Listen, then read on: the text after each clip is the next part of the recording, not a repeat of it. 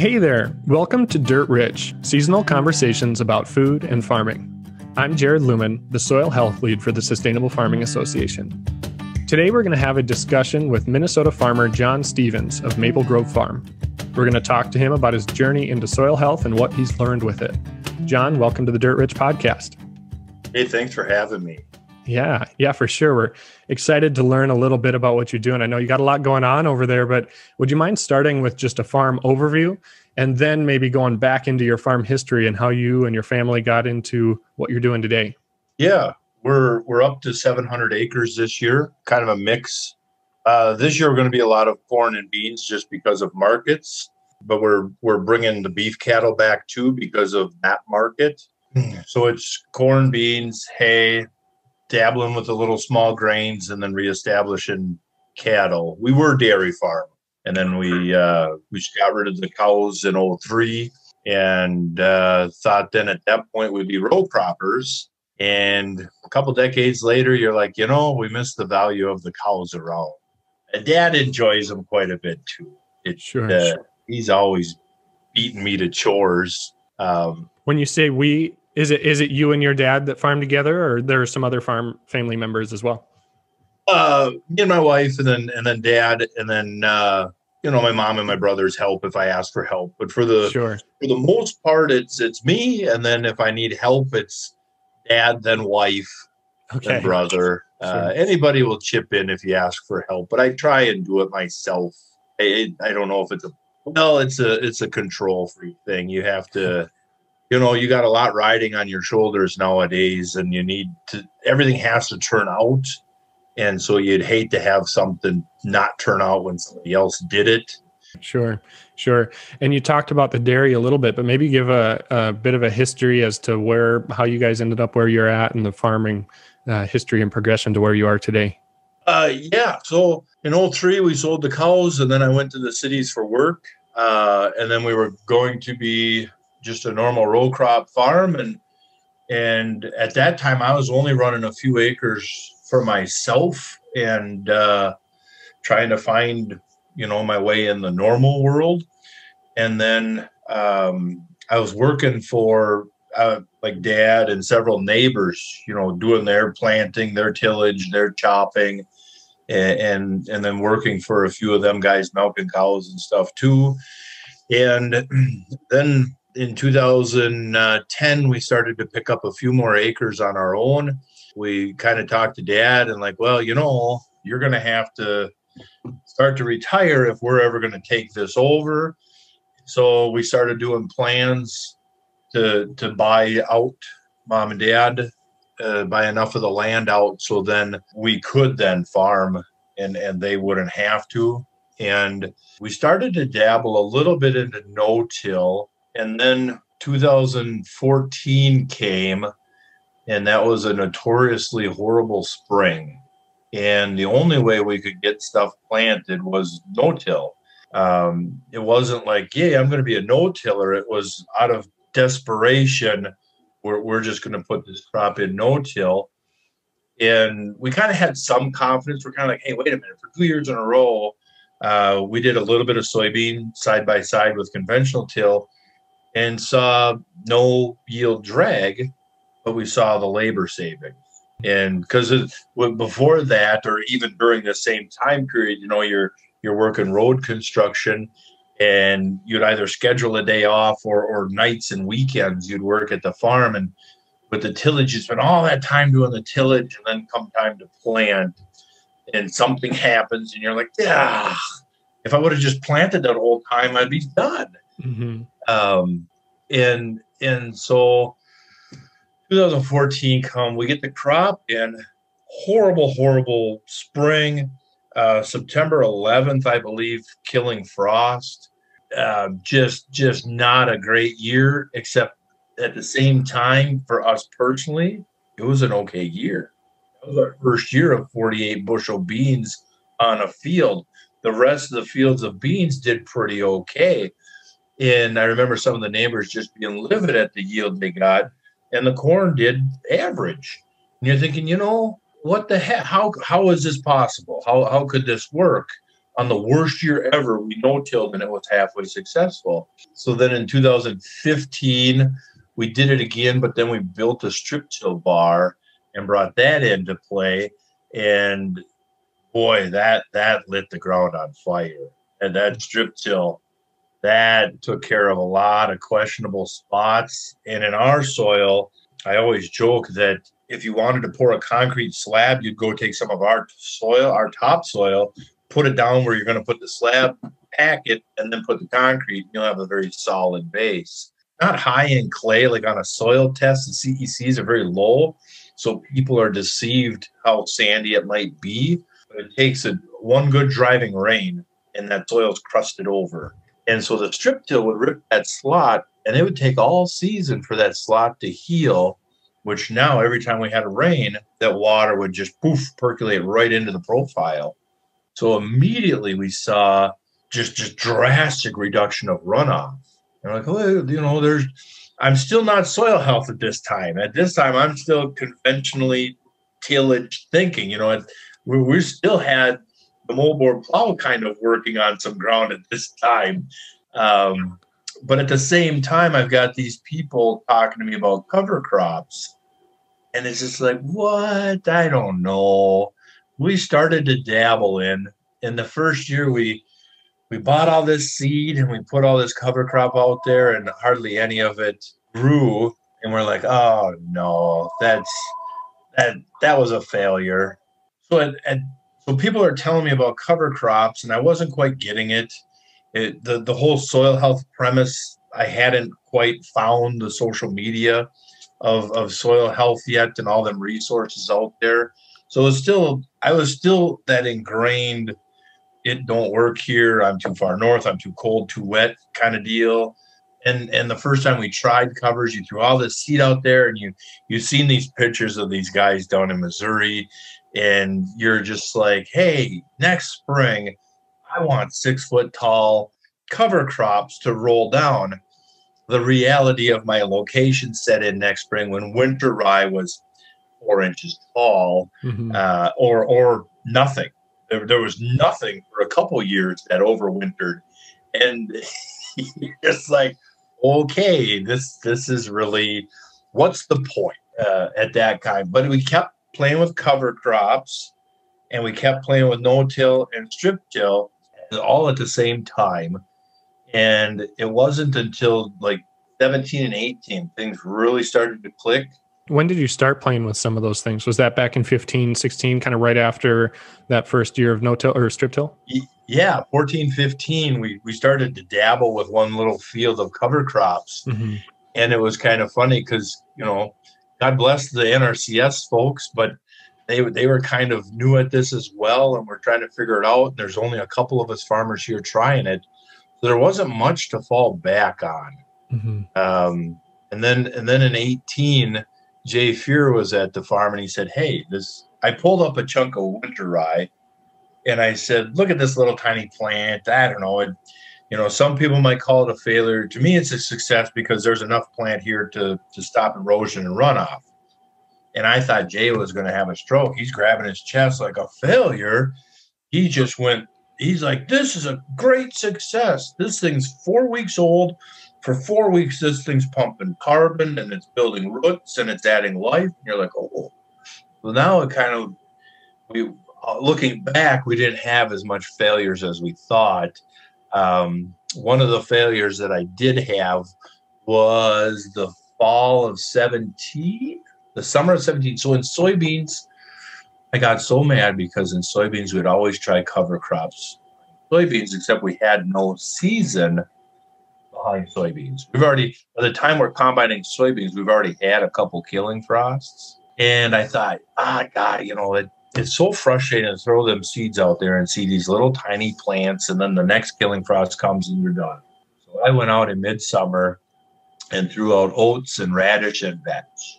And the beans were big and bushy. It was late July. And wouldn't you know, they all took off.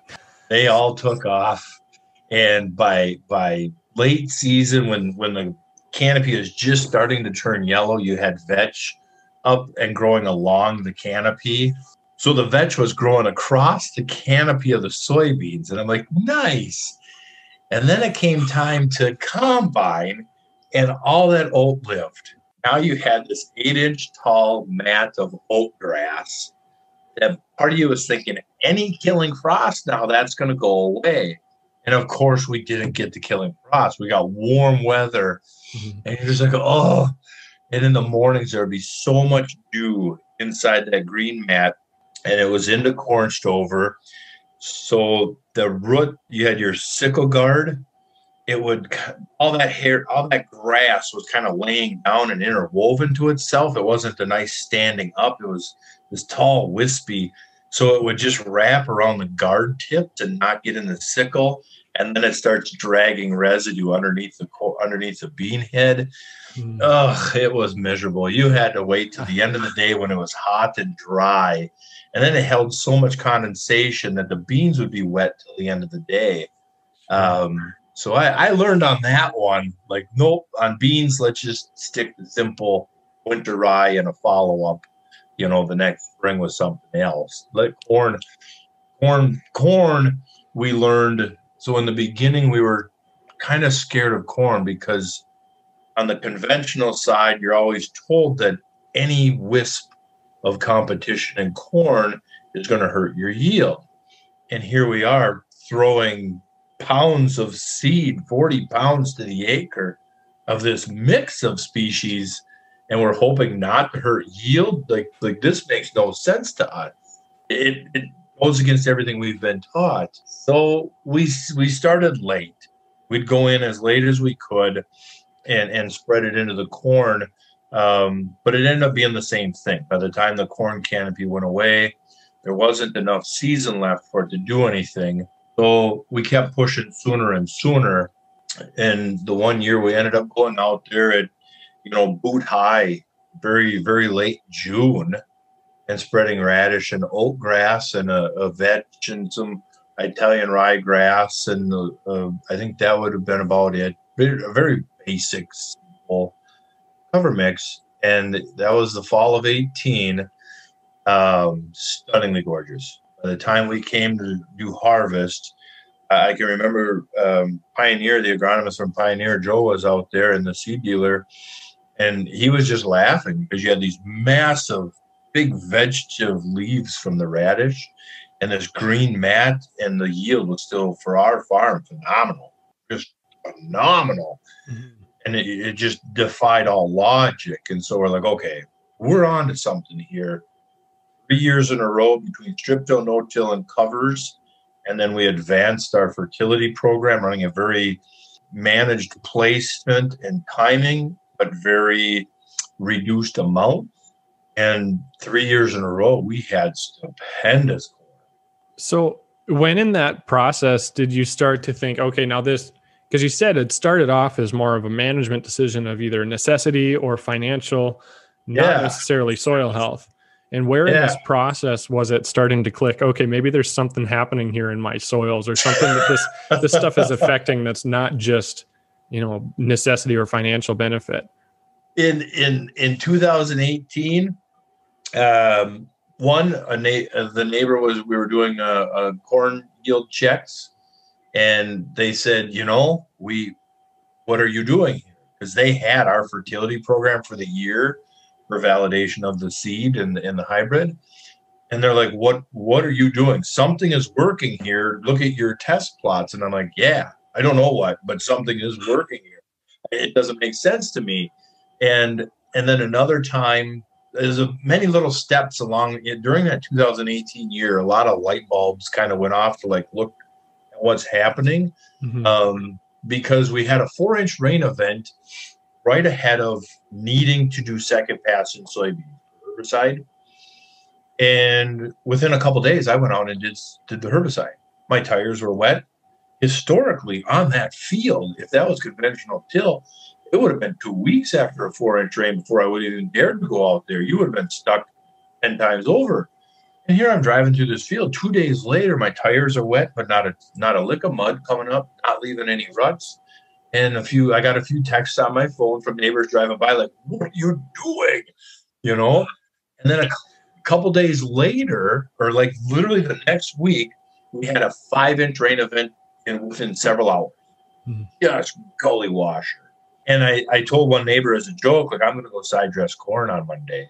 And this was like Saturday. I said, yeah, Monday I got to start side dressing corn. And they laughed, let us know when you get stuck. We'll come pull you out. Yeah.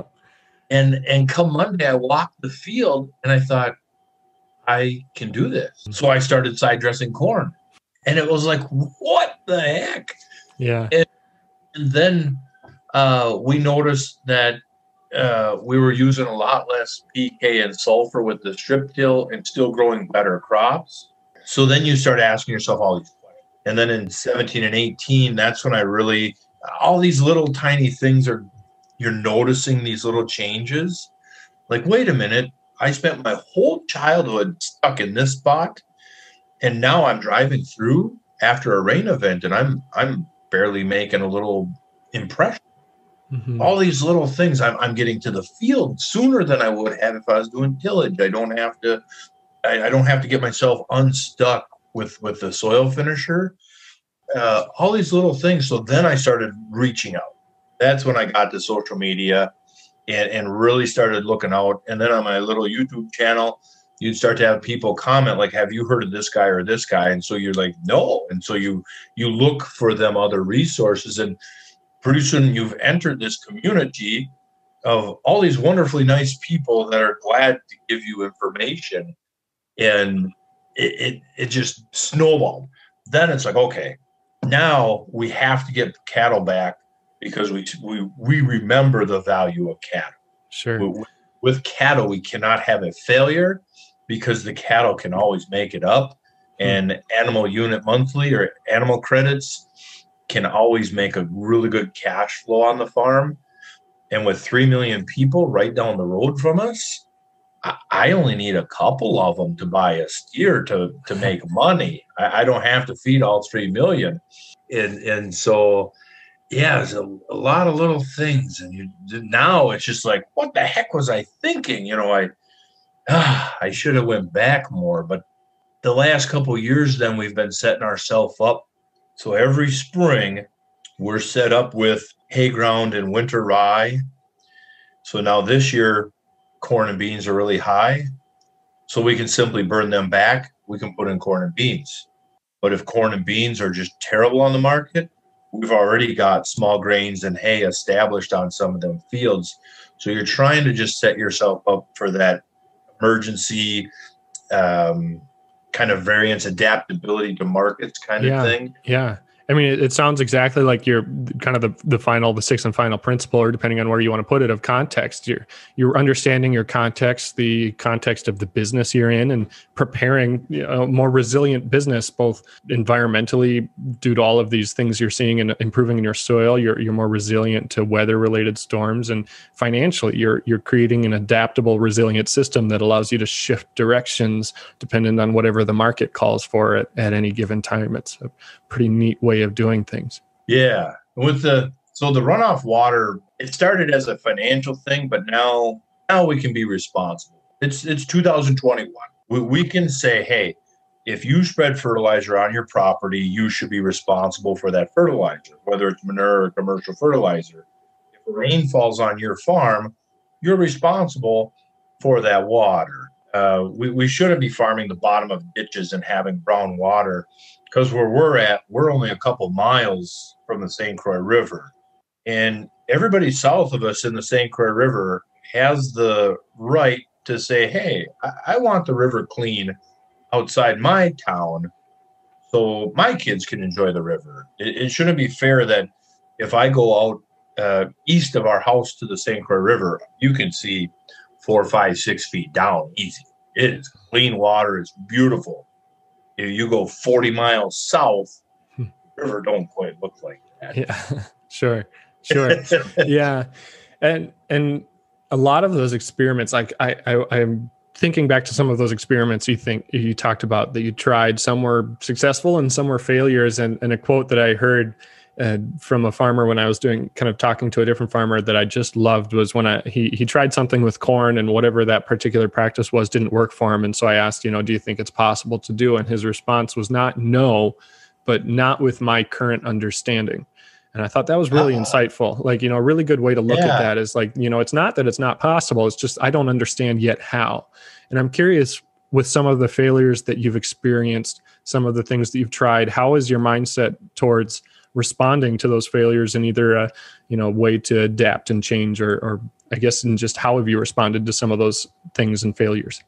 Ooh, that's a good one. I am a systematic type thinker, a diagnoser. So to me, they aren't failures. It's like, okay, that was you hate to use the little teaching moment cliche, but it really is. So we tried corn into alfalfa once. The alfalfa was too big. So when I thought I burnt it back, I kind of just stunted it, and the alfalfa just greened right back up and smothered the corn. So now we know, okay, the next time we do it, we're going to do it again. That wasn't a failure. Too many times, the conventional people are just like, well, we tried that once in the 80s and it didn't work, so we're just done. Or they're the same scenario as we were, that, well, we tried no-till out of necessity, but you can see that we came back through in the springtime. It's like, yeah, we had to no-till that field, but it was the last one planted, and it was just horrible conditions, but we no-tilled it. So come fall time, they're like, well, see, that one was the worst yield. See, so it don't work here. Like, no, you got to keep it in the context. So that doesn't mean I can't plant alfalfa or corn into alfalfa. It just means I have to do a better job. So what we're going to do this year, since I don't have a strip till machine that can make a good, nice berm in a root-bound soil like alfalfa or grass, is I'm going to turn the nozzles on the sprayer. And so instead of having flat fan going with the boom, there'll be 90 degrees roughly to the boom, or make a slight V pattern. So we get a really concentrated band of herbicide, and the alfalfa in between the 30-inch spacing can get dinged a little bit. And if it comes back, that's okay. But first, we're going to take first cutting. There's way too much money sitting out there in that beautiful alfalfa to not make some marshmallows, roll it up for the individual bales, just make silage, and then run over it quick with the sprayer, herbicide band it that way, and then no-till that corn. And then as soon as that corn's up and running, come back in with some oats and radish to just help keep promoting that soil life thing. And then throughout the years of quote unquote failures on the timing, is now we've learned in corn we can be pretty aggressive on the covers. And beans, I wouldn't mind on beans with some of the soil, some of the fields we're taking over, very low fertility, don't look good on paper. I'd like to come in with beans, maybe even not just one 60-foot swath. It's too easy to do an experiment. It's way too easy to try something to learn. And so just take a little 3-point spinner spreader and just run down one bean field right away in the spring after the pre-emerge herbicide, the burn down, with some oats. Just some simple oats. We know that when we come back at second pass herbicide, that the select herbicide will wipe them oats right out.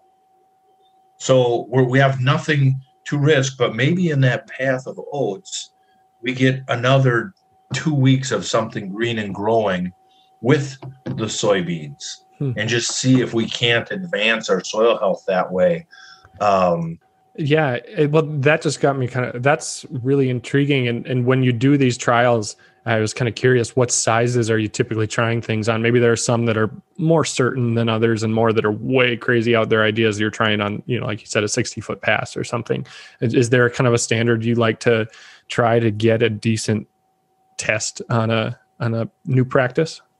I've got a little 3-acre pasture and a 2-acre field next to the farm. So it's close to the farmyard. It's convenient. It's easy to get to. So them are where you really try your very first time things. But now that we kind of got an understanding going, it's just really easy to just do that one pass. From the conventional farming side, we've been so trained to say, well, I need your replicated data to show me how cover crops make an annual return on investment. I'm not so worried about this year that if I do cover crops and my corn doesn't respond 5 bushels or my beans don't respond 5 bushels, I don't really care, because this is a long-term game. We're looking at the fact that immediately on day one, the cost of the cover crops took away the primary tillage practice. And so there's not that cookie cutter approach to it. So I tell the guys all the time, like, as you're moving across the field, that last one round with the sprayer or that last one pass down the edge of the field or in the middle of the field somewhere, just shut it off or do something at that one spot.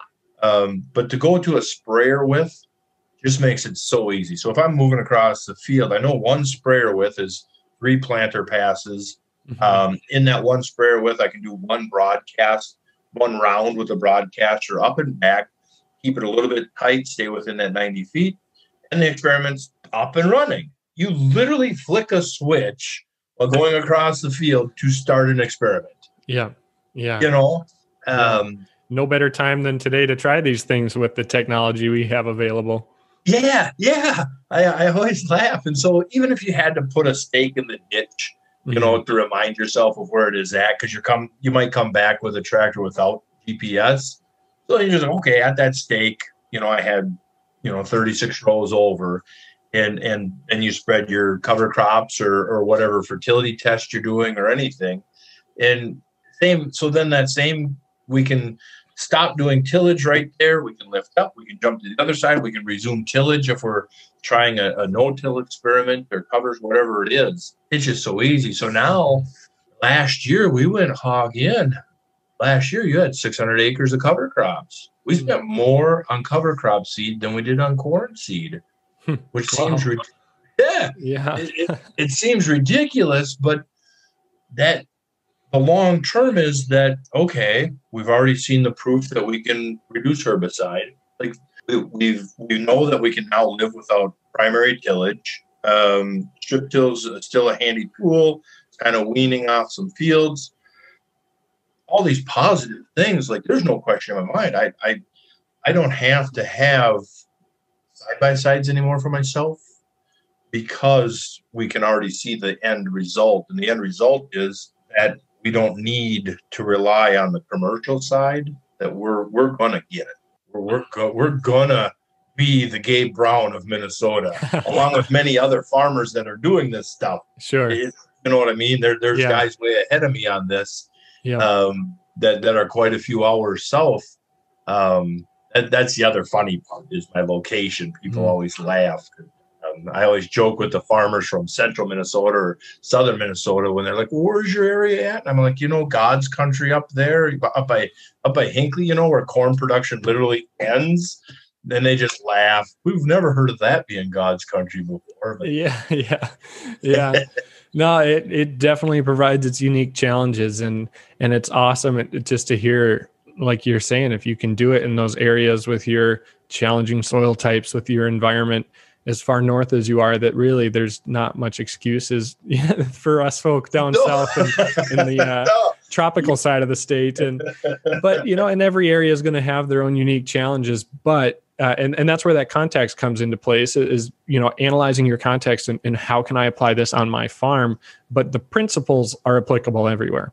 The practices may look slightly different, but the principles are applicable everywhere. And I want to ask a little more on your livestock side too, because I know you've talked about bringing them back after getting out of dairy close to 20 years ago now. You brought them back. And what was the driving force behind that? And how are you implementing the livestock onto your farm? So the driving force was to keep moving the farm. We're just going to be honest about the territory. Is beef is a great opportunity for money here. This isn't Iowa. We can't always count. I can think back in the last 10 years, 4 of them years, we were lucky to get a crop harvest. So statistically speaking, or odds are, or if I was a gambling man, the cows just fit in really well. But I don't want to have that old typical thing where we just throw the cows out on a pasture and then in June and July, we're already hauling hay to them. So they're going to be another cash crop. They're rotating across the farm.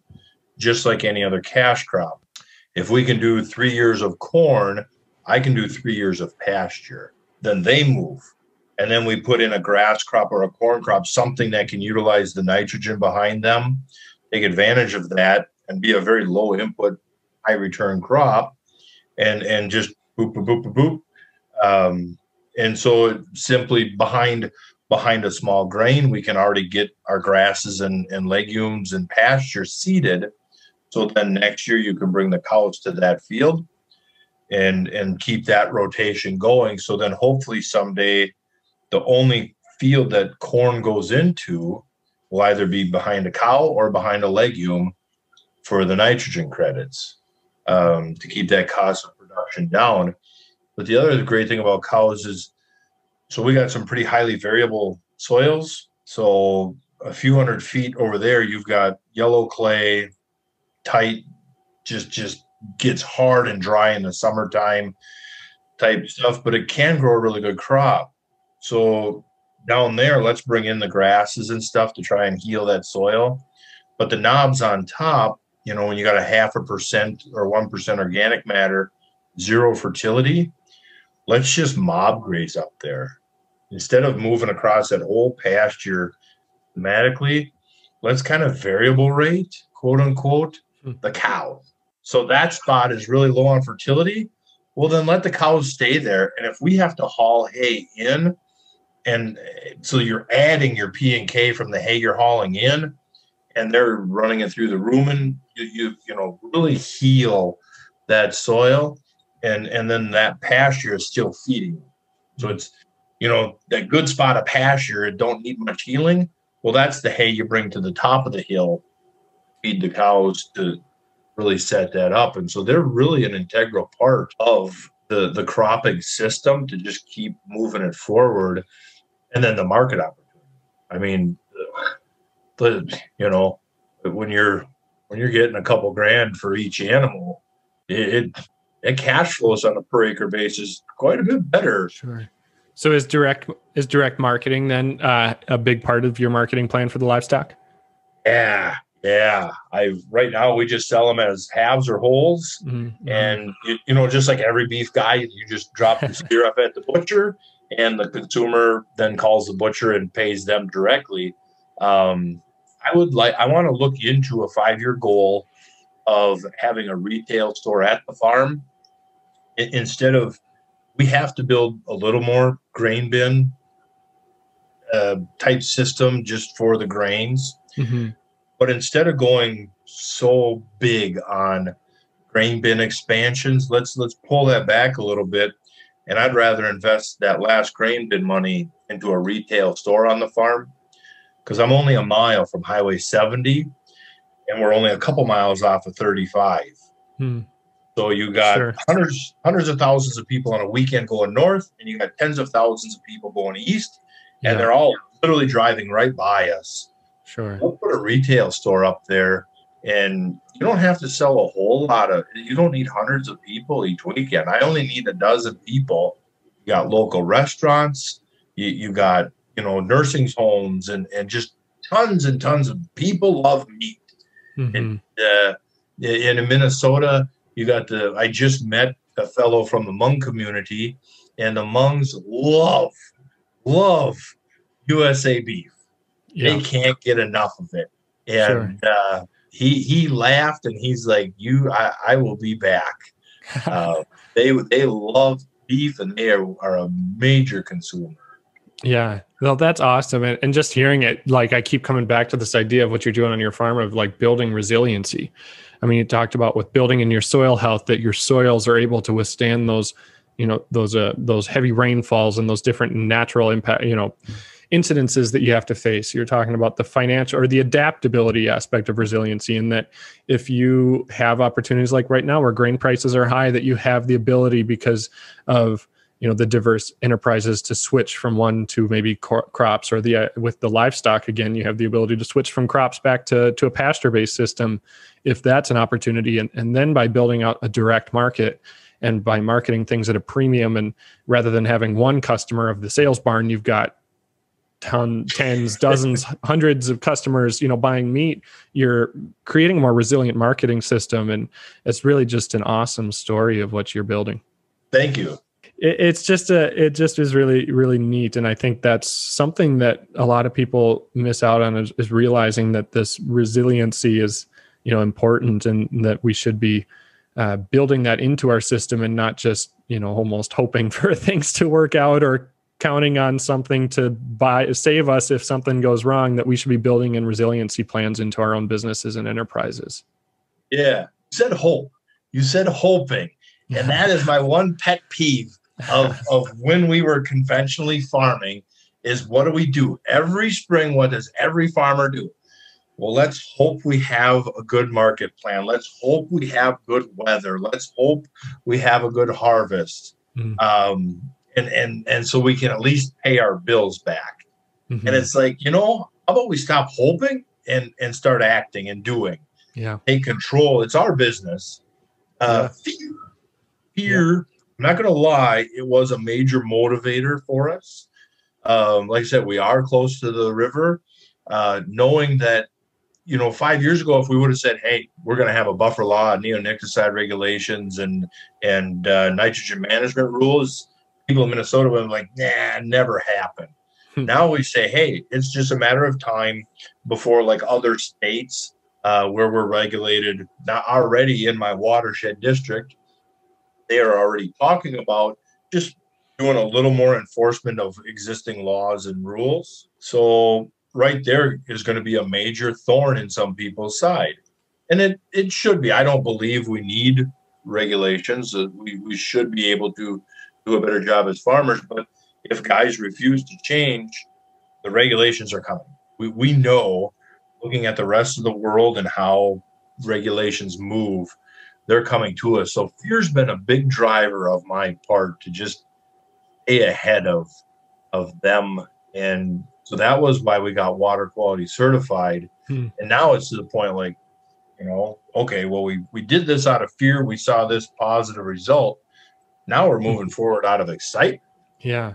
And maybe just share what, for anyone who doesn't know, what that ag water quality certification program, it's a mouthful, but share what that program was and what it means to you guys on your farm.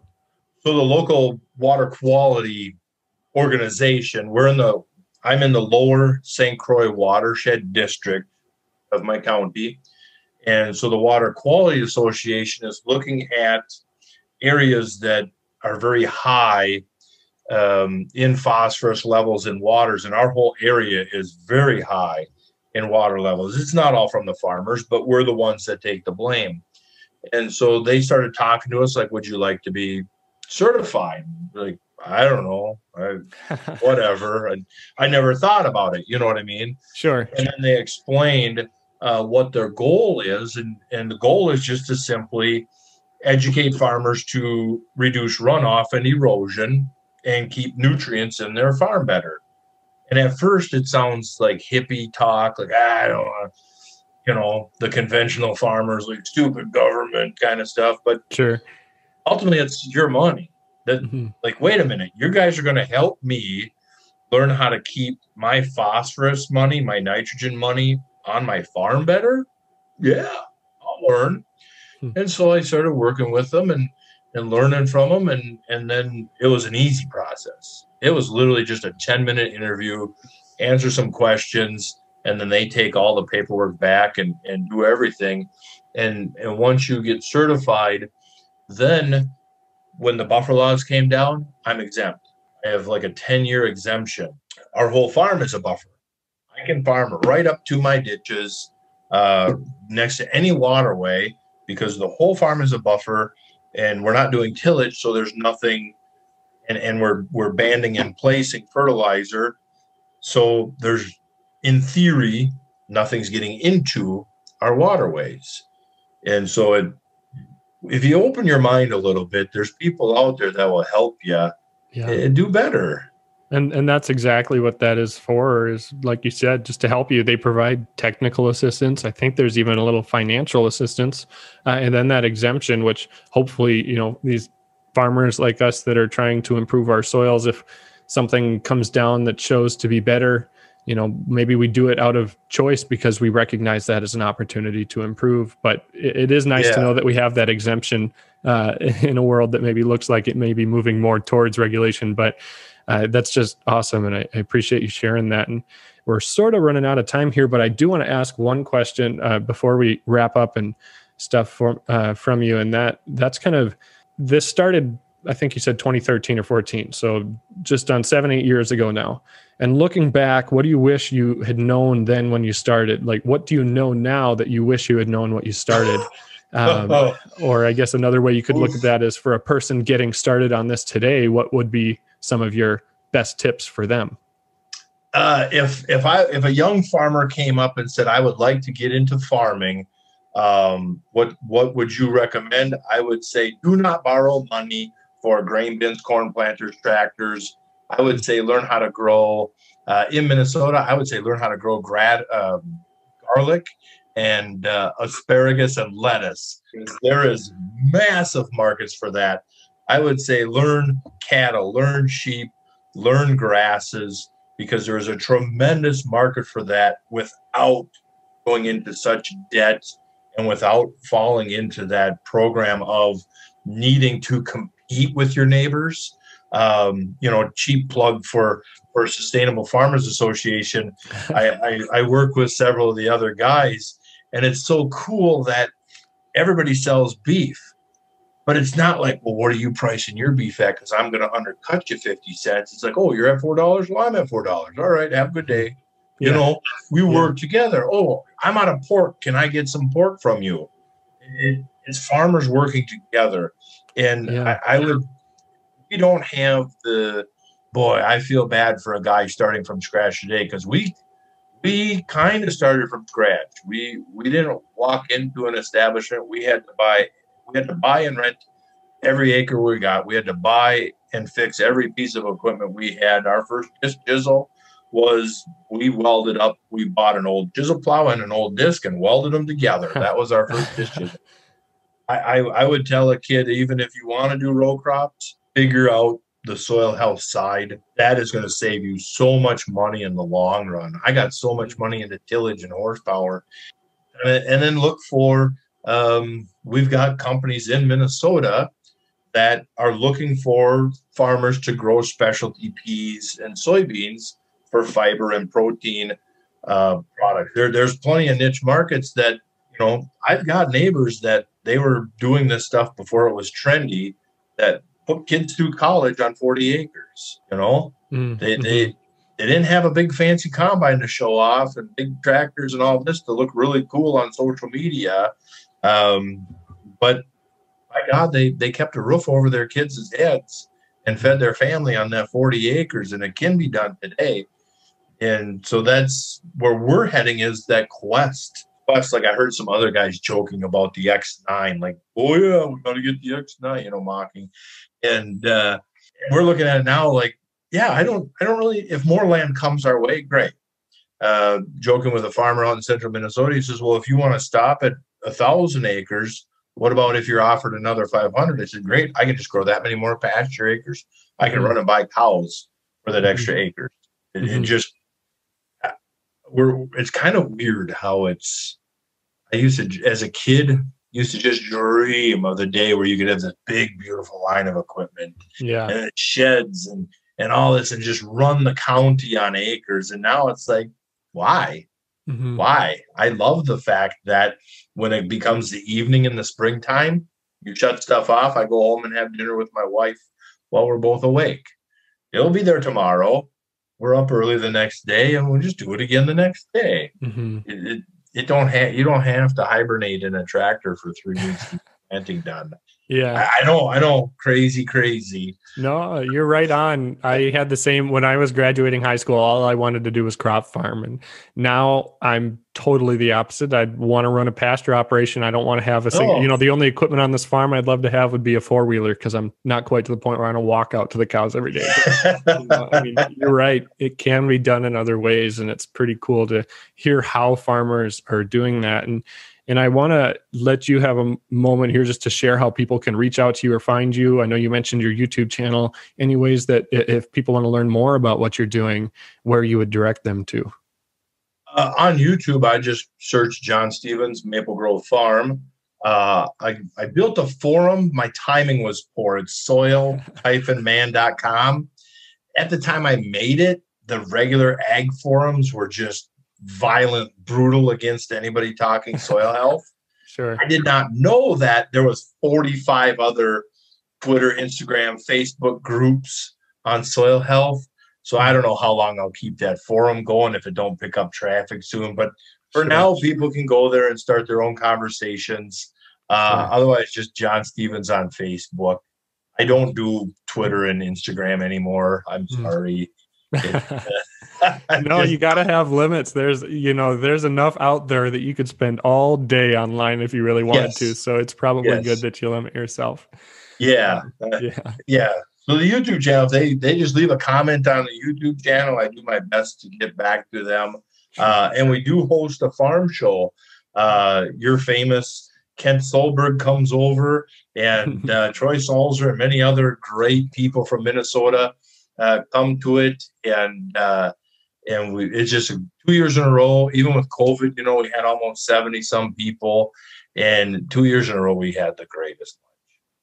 The first year was just big, beautiful broads, and last year pulled pork. Oh man, nice. Yeah. I don't know what we're having for this year, but I love it. Farm. Yeah. That's awesome. Well, thank you so much, Jon, for sharing your story with us today and all of your wisdom. I look forward to seeing more about what you continue to experiment with and how you fail and get back up and try again and make things work. And we need more folks out there willing to share their stories, because that's how we're going to get better as an industry, is by sharing our stories. And so I really appreciate your time today. Thank you very much for having me. That was great fun. Dirt Rich is produced by the Sustainable Farming Association. We believe that agriculture, done well, heals. For more resources or to tap into the Farmer to Farmer Network, visit us at sfa-mn.org.